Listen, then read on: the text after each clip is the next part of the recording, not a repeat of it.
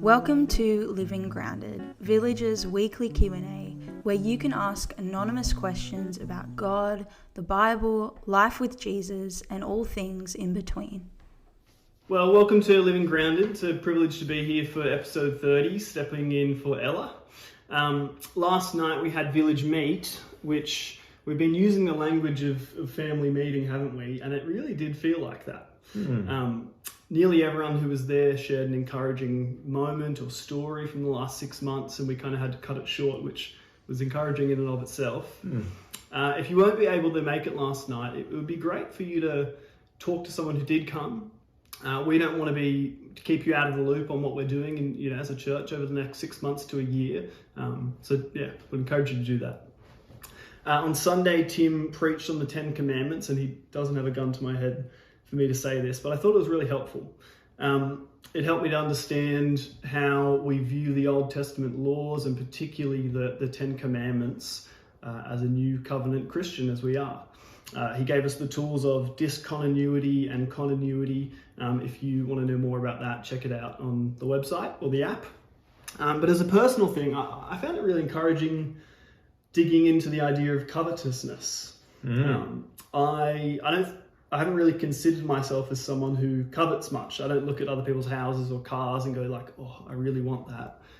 But when you spoke about, I suppose, the idea of coveting non-Christians' lifestyle and their seemingly responsibilityness and that sort of happy... The freedom of it. The freedom of it. I went... Seeming freedom of it, yeah. I think that's me. Yeah. So that was challenging. Me too. But let's dig into the questions for this week. Our first one, Tim, is how can I share my faith in Jesus and the truth of the gospel with others who see it as just one subjective truth among many others? I want to show them that the gospel is an objective truth, but I don't want to cause division or harm in my relationship. Another way of saying this, I guess, is how do we witness to people who don't see the Bible as authoritative, when they just reject it as the whole thing, and it's kind of the thing we use to point things out about Jesus and the Bible and all, Yeah. It certainly takes the ground out from under us to a certain extent. And I guess the question is, does it? Truth. The idea of truth certainly been a casualty of the current Western culture, of our philosophical movement of our time.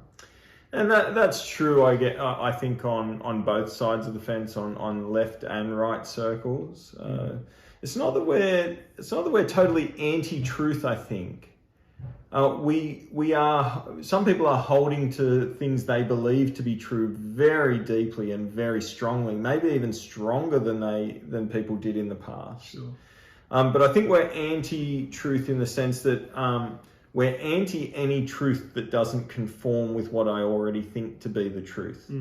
And we're not open. We're not really much of an open-minded society. Usually that's leveled at Christians, but I would actually kind of point the finger back and go, we're not really open-minded about any truth that either comes out from outside of ourselves or outside of the cultural tribe that we've made ourselves a part of or been co-opted into. And I think in all of that, the Bible has probably been the number one victim. Yeah. There are many truths. One truth of our modern culture is that the Bible is not true. So what do we do about that? Yeah, what do we do? Well, you've heard me say it before. Whenever we're engaging in the non-Christian sphere with our friends, family, and so on, questions are the key. What I think you can be confident of is that actually God does give us the truth, and having truth, because we were created to thrive in truth, to live in truth, that actually there's a better way. You just got to draw people to that reality. And the way to do that is through questions that cause a rock in the shoe, that causes an itch that needs to be scratched. So here are some of the questions I would ask people in that sort of case. I go, okay, well, you don't accept the Bible as a source of truth or right or wrong or something like that. Like, where do you get it from? Like, where do you get your sense of truth from? How do you decide whether something's a good thing or a bad thing? I mean, take stealing. Okay, here's a basic example. I'm not trying to be simplistic here, but why do you think stealing is wrong? Why do you think that is true, that stealing is wrong? Because most people say, I think it is. And where's that truth come from? Now, I think what most people will do today, they won't realise that actually that comes from the Bible. They'll say, well, there's just something in me. My gut tells me it's wrong. That's and so then you go, you want to continue the thought explanation. You go, well, what do you do if someone says, actually, I don't think stealing is wrong? What would you do with that person? What would you do with that argument? Maybe just dismiss it or something. But how could you have confidence that you were right, that stealing is wrong? And in the end, I think a reasonable person, a person who's willing to go to explore these ideas with you, has to come up at the same answer, which is ultimately we need an authority for truth. We need something or someone to give us certainty of what's right and wrong. But again, where do you go for that authority? And so we come back, the circle continues to a certain extent. The answer is myself. I am the authority for truth. Or maybe my culture is the authority, the consensus of the culture is the authority for truth. So let's break those two down with more questions.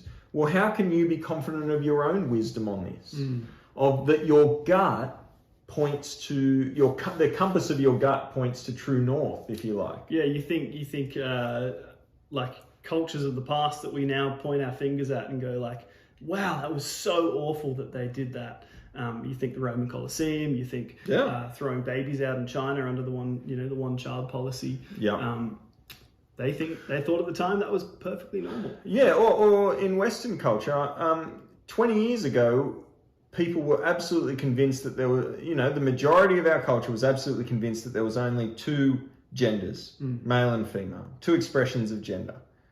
Now, I don't know if it's a majority yet, but a significant shift has occurred where people would say it is now true that there are not two genders. Now, which one is it? And in the space of 20 years, if that can change, all I'm pointing out here, don't want to go down that rabbit hole, but all I'm pointing out is that the winds of culture change. That just says to me that, well, maybe they don't know what truth is, and who knows what the truth will be in another 20 years. Yeah, how do we know that our culture's got it right?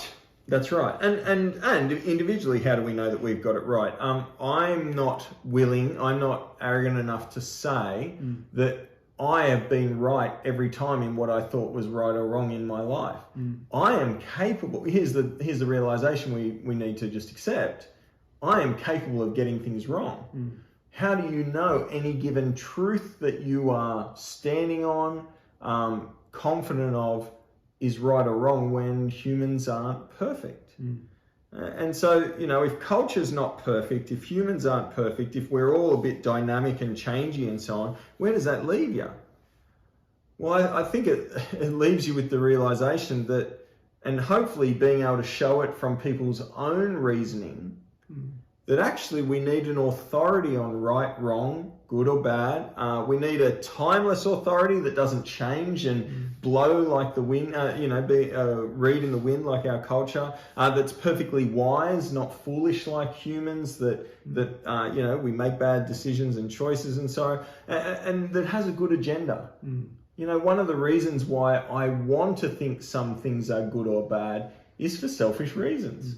I am capable of twisting my own thoughts in order to justify things that I probably know are bad but want them to be good. We need someone who isn't capable of that to give us what is true and right. Yeah, the amount of times I've done that, hey? But all of this is well and good, but it doesn't prove God or the Bible necessarily. No, I think where that leads you, so if you go down that thought process, and look guys, it won't work perfectly every time. In fact, this is, I'm giving you a series of questions that might take place over 6 months, a year, 2 years, 10 years with some people, maybe. all that establishes is, wouldn't it be great if there was a God? Yes. But it doesn't necessarily prove God or the Bible. And I think that's a whole nother set of questions. And I think the best ones are to directly ask people, so why don't you believe in the Bible? Have you ever read it? Well, why don't you think Jesus is a good source of truth? And how have you come to that conclusion? What I think you'll find in the end is that if you can ask these questions well, gently, lovingly, genuinely inquisitively, rather than I'm waiting to spring the trap on you and go, I have got you now. If you are genuinely interested in people's answers and lovingly engaging in this with them, then I think you can keep relationships well in the midst of robust discussion. I think if you can do things like say, hey, I'd love to be able to have this. I think this is an important discussion. I'd love to be able to have this discussion with you without it being this polarizing thing. I think if you can kind of initiate in something like that, if we're not just ramming truths down people's throat, people actually really like to answer questions. Yeah. And they'll actually, to be honest, here's my experience.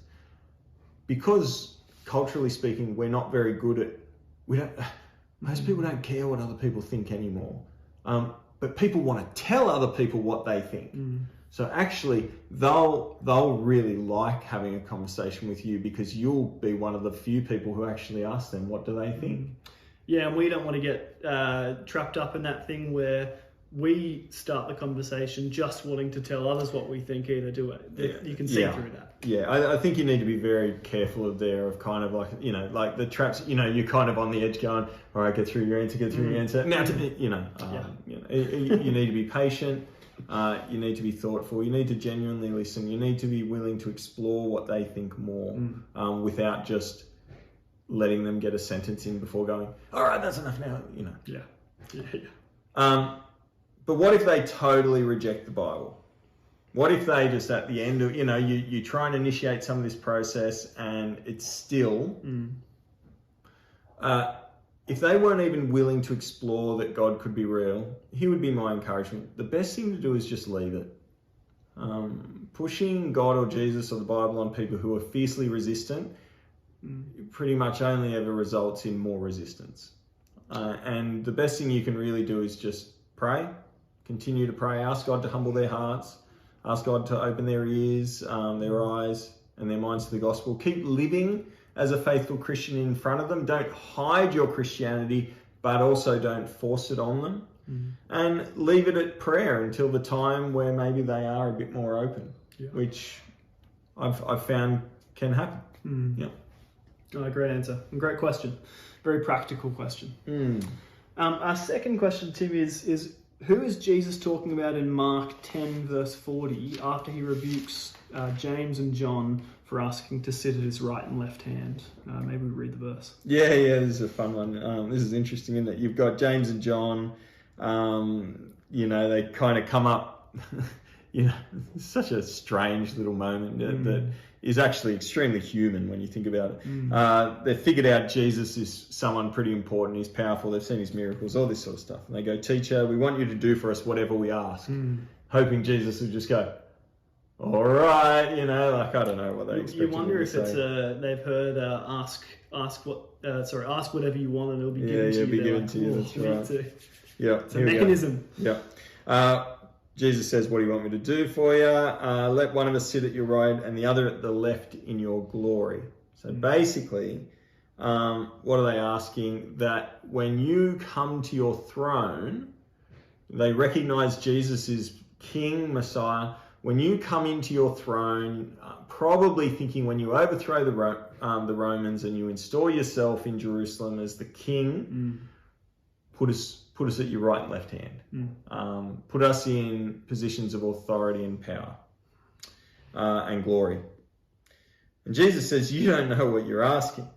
Can you drink the cup I drink or be baptized with the baptism I am baptized with? You don't know what you're asking because you don't know what you're saying. To stand at my left and right would require you to be with me in my glory in this, which is going to be a baptism of drinking the cup of wrath. Okay, so I don't think you've thought this through, guys. Yeah, be careful what you wish for. Be careful what you're wanting here, yeah. But they say, no, we can do all that. And Jesus actually goes, you will. Yeah, you will drink the cup that I drink and be baptized with the baptism I'm baptized with. And I think by that he's not saying you will suffer and take on you'll drink the cup of God's wrath on behalf of humanity. Only Jesus can do that. I think what he is saying, though, is that you will suffer some of the sufferings I'm suffering on behalf of others. You will experience something of what I'm going to experience. It won't be the fullness of it, but it will be something of it. But, verse 40, but to sit at my right or left is not for me to grant. These places belong to those for whom they have been prepared. Now, Jesus is being very cryptic there. What is he talking about? Who is he talking about? What's going on? Look, my simplest explanation there is that let me unpack it this way. When is the moment of Jesus's glory? When is the moment where Jesus is glorified as king? No, it's not actually first the resurrection. The resurrection is an important aspect of it, but actually the moment when Jesus is enthroned, as you might say, as king, the hour of his glory is the cross. This incredible ironic expression that God has done in history of the most lowest moment being actually the moment of greatest exaltation, the most humiliating moment, painful, shameful, all this, where Jesus takes on the sin of humanity, actually being his most glorious moment because he's done it. He's completed the great task. He is now enthroned. So that's the moment of his glory. Now, I want you to think about that. Who is at the left and who is at the right when Jesus is glorified in that way? Well, it's the two other prisoners at the cross. Yeah. The people, we might say, who had been prepared since before the foundations of the world to be at Jesus' left and right in that moment. And for one of them, that became a position of honor and glory because he accepted who Jesus was, and for another, it wasn't. But that's probably my instinct as to what's right. It could be that there is something else going on. It could be that Jesus is talking about people in the new creation who, you get some hint of this. For instance, in Revelation, where we're told the 12 elders who stand around the throne, some of this sort of stuff. Sure. Could be something of that. Could be that it's the apostles, but again, with Revelation always being very careful. Is this figurative? Is this literal? Hard to say. What we can say is if Jesus is talking about the new creation rather than the moment at the cross, it will be people who have not put themselves forward the most, because the last will be first and the first will be last. So it'll be some people who've put themselves last in all things. Who are they? Don't know. There you go. If it is, yeah. Our third and final question, Tim, is during your response last week to Unity, so this is 2 Sundays ago, you mentioned partnering with the gospel-centered churches. What does gospel-centered mean? We use that word a lot. What's an example of not being gospel-centered? Yeah. And the questioner here says, I think it's obvious that Mormons or Jehovah's Witnesses or maybe even Catholics are not gospel-centered. The questioner is more interested in asking, are they able to say that the Uniting Church, for instance, is gospel-centered, or the Pentecostal Church? What are the distinctives or boundary lines to make a church gospel-centered or not? Yeah, and this gets to some of the essence of the great difficulty of this question of unity, because it's not simple. It's not as simple as saying, does that church teach Jesus' death and resurrection, preach it? It's not as simple as going, is the gospel there. It's what do they teach about Jesus' death and resurrection? What other things do they teach? I mean, the language in what proportions. What proportion? What do they give emphasis to, and what do they de-emphasize? I mean, this is why we add gospel-centered to give something of clarity to that. It doesn't give perfect clarity, okay? And we're in the land of mission statements and mission statement prayers. I mean, to do that with clarity would require a multi-page document. It's not very catchy, is it? You know, we're not, and it doesn't need to be. But gospel-centered is what we're really talking about here. And what we mean by that is, in the literal sense, is that is the gospel at the center of everything that they do as a church? Is the gospel at the center of what they teach? Is the gospel at the center of how they make decisions as a church? Is the good news, let me expand it, is the good news that Jesus, who is God the Son, came in the flesh to live a perfect life, died on the cross for the forgiveness of sins, to defeat death, was bodily raised from the dead, to take his place on the throne of all creation. And we are invited by the good news of Jesus to have faith in Jesus, to be forgiven our sins, to be saved, and to be saved from the consequence of sin, which is death, into eternal life. Is that, and maybe even just a bit more than that, and does this gospel compel us then to live holy lives in service to others for the sake of God being glorified through the spreading and living out of the gospel? I think something like that is that at the center. So if we don't see that as their mission statement first thing on their website, where it's a miss? Look, if you see nothing of that, but websites, this is the hardest thing, right? Like you'll go to many a church that I would go, I don't know if they are gospel centered, but they'll have a set of beliefs on the thing that says they agree with a bunch of that. But again, just having a set of doctrinal beliefs on your website does not mean that they are at the center. You can believe these things in a half-hearted fashion. And so, is it what the church focuses on? Is it what the church doesn't focus on? Is the gospel really off to the side, is the question we're kind of asking. Can you give us some examples of that, maybe? So for instance, a church might have living a materially blessed life now as the center. So they might talk about Jesus plenty. They might acknowledge his death on the cross. They might acknowledge his resurrection. But really, when you drill down to it, when you listen to what they're saying carefully and you look at what they choose to, the ministries they choose to promote, the things that they are focusing on, you look at it and you go, actually, I don't think the gospel is at the center. I think what's at the center is being materially blessed in their language.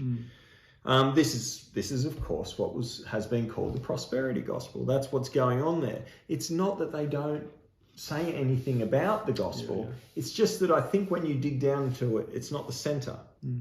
Another example might be a church that again teaches about Jesus and so on. But when you look at how they teach about Jesus, it's often with an angle towards, and therefore we must make this world a better place through social justice. This has been called the social gospel.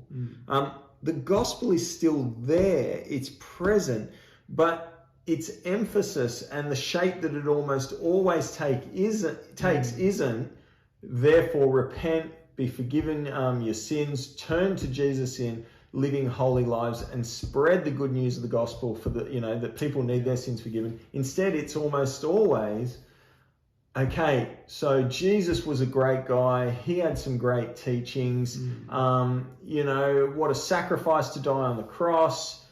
We should go out and be good people by, loving them by doing good deeds in this world. It's hard to distinguish, isn't it? Because Jesus, I mean, that's a great conclusion, but if it's the conclusion, you're like, I think you're missing, there's something crucial missing here. Again, it's that word-centeredness. So it's not that all of these things are wrong. It's when we emphasize some things and de-emphasize others. I find some churches that I'm aware of and so on, they will talk about Jesus' death, but they will never talk about sin. That's missing a crucial piece of the gospel. Now, all of this is really tricky because it's often not even about, and it shouldn't be about one sermon or 1 year in that church's life. This can be a dynamic thing depending on who the pastor is. I mean, it could be that one pastor comes in and tones down that unhelpful emphasis enough that you might go, oh, I think actually not, it's kind of good, like it's not bad. And so on. But to expand on last week, I guess here's what I would say. I can be in unity. I think we as a church can be in unity on societal issues of justice and having a more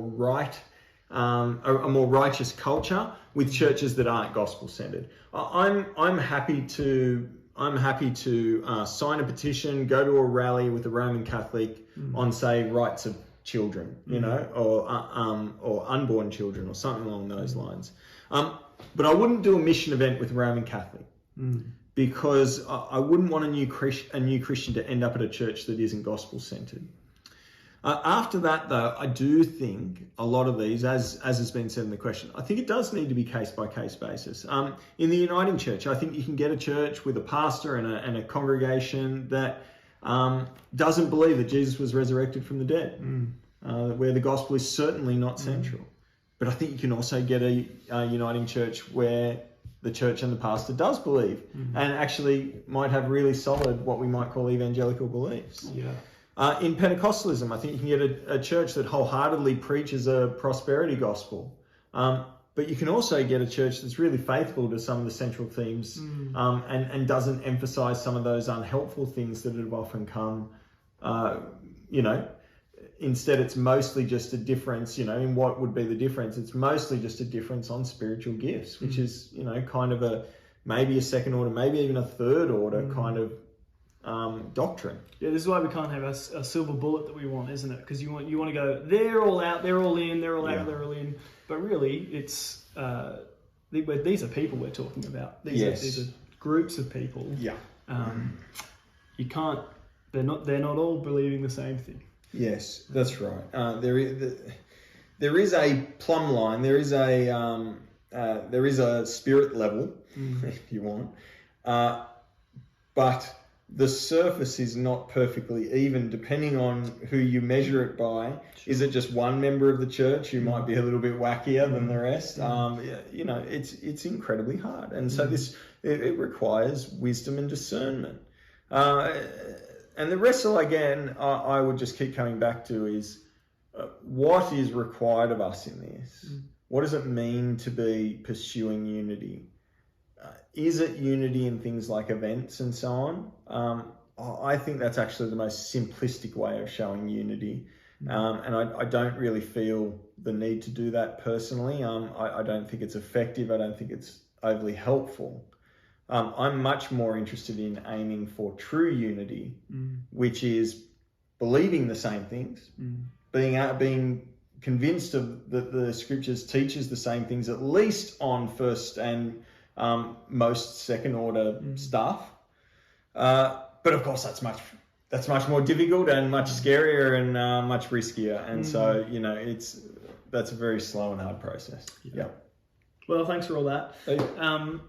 Where do we have anything coming up this Sunday? What are you preaching on? Is it you preaching? I'm preaching. We're going to wrestle with the commandment to Sabbath. What is that? Thinking of last Sunday, does it continue? Does it discontinue? What does it look like to rest as a Christian in the new covenant? Yeah.